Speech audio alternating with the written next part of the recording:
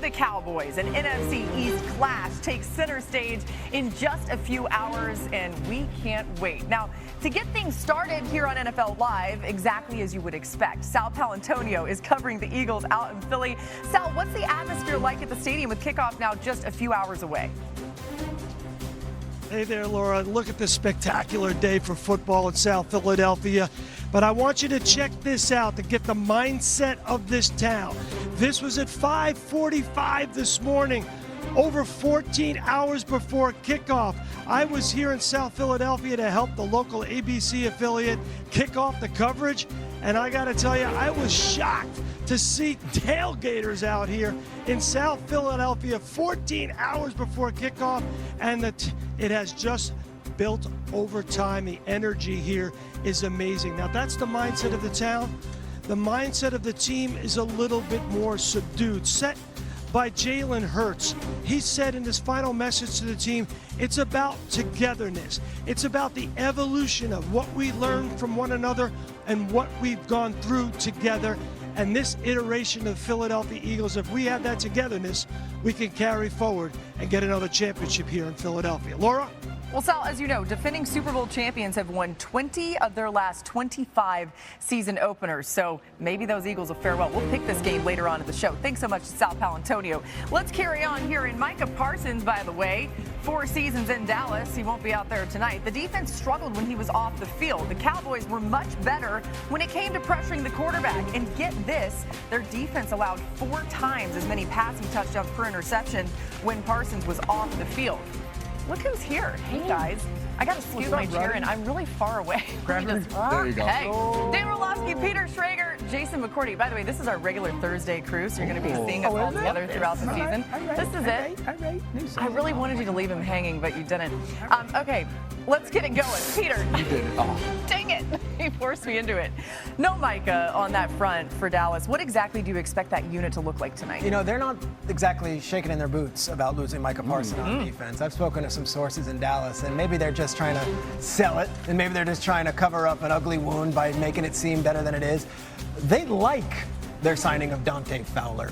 They like Sam Williams. They like that they drafted an edge rusher in the 2nd round out of Boston College who they think can make an immediate impact. They don't think that they suddenly fell off a cliff because they lost one player on the defense. As disrespectful as that might sound to Micah Parsons, they wouldn't have made the trade if they didn't think they can hang in there on defense without him.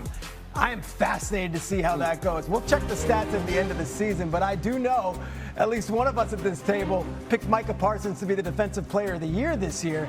And if that's the case, that's a major, major loss that maybe they underestimated. It is a major loss, and Matt Eberflus, the new defensive coordinator, he's a guy that doesn't bring a ton of pressure. He relies on that front four to be able to create pressure and also to stop the run. You mentioned a few of those names. That's who I'm looking at tonight. I want to see the front four of this Dallas Cowboys team and what they're able to do to stop Philly. For a lot of people at home, you look at just these pictures and you're like, well, who are these guys? These are the guys that are supposed to represent the Cowboys. And yes, you said Sam Williams on the edge. You said Dante Fowler Jr. It's the interior of this Cowboys defensive line. Kenny Clark, who they brought over in that trade from Micah Parsons. Odigizua. These are the guys that are going to have to stop Saquon Barkley in this running game and also be able to have to get after Jalen Hurts when he drops back to pass the ball. How equipped is this secondary to make the transition that they're making? Because most of them cut their teeth playing a more man coverage or match coverage.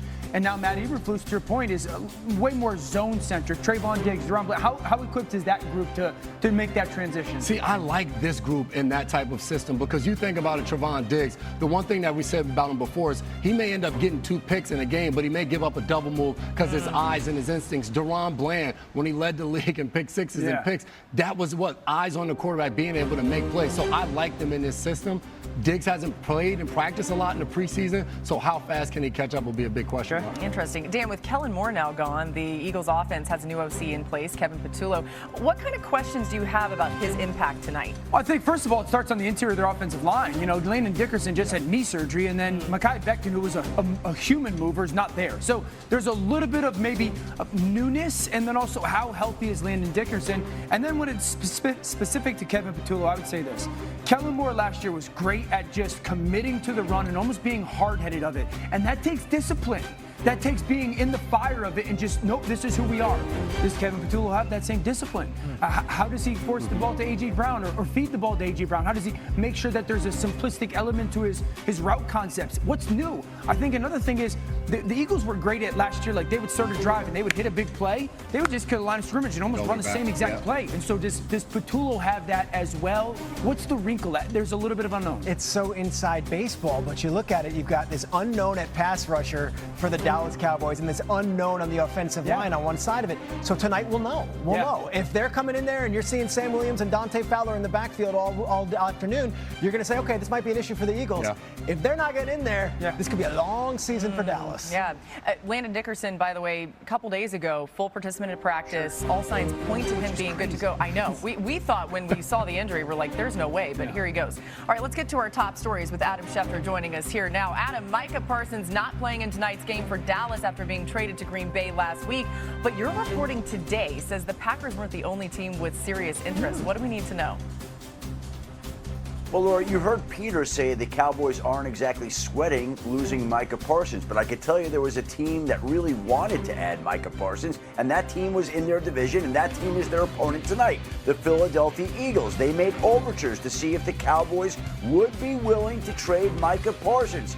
And the answer to that was no. In fact, when you look at it, my understanding is that the Eagles were prepared to offer significantly more than the Green Bay Packers to try to sway the Dallas Cowboys' minds, but it couldn't change them enough, and Micah Parsons ultimately dealt to Green Bay. Meanwhile, speaking of pass rushers, Nick Benito becomes the latest one to get paid today on a 4-year deal that includes $70 million in guaranteed money. The deal could be worth up to $120 million, and the Broncos have had a successful offseason keeping their own. They've re-signed Cortland Sutton, they've re-signed Zach Allen, and now they've re-signed Nick Benito before this season kicks off. Amari Cooper, who returned to football in late August, now has left football again. He walked away from the Raiders, retired from the game today. There was questions as to how he would fit in, and right now, obviously, he thought it would be easier to just move on, go a separate way, and so a receiver that the Raiders didn't have during the summer, they will not have for the regular season.